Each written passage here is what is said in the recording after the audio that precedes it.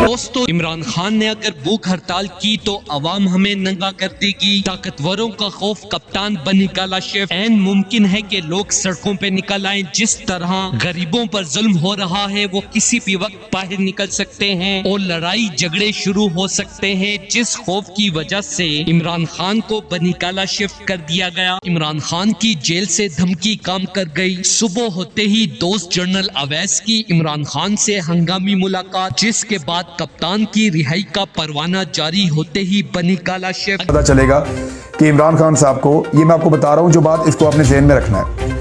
عمران خان صاحب کو پہلے بڑی خاموشی کے ساتھ خفیہ طریقے سے بنیگالا پہنچایا جائے گا اور یہ اناؤنس کر دیا جائے گا کہ عمران خان صاحب کو گھر میں نظر بند کر دیا گیا ہے. پھر آہستہ آہستہ وہاں پہ سہولت فراہم کر دی جائے گی کہ ذرا تھوڑا سا عمران خان صاحب واک شاپ کر سکتے ہیں, اور پھر اچانک ایک دن فیصلہ آ جائے گا عمران خان صاحب کی ساری ضمانتیں مکمل ہو گئی ہیں, اب وہ ایک آزاد شہری ہیں.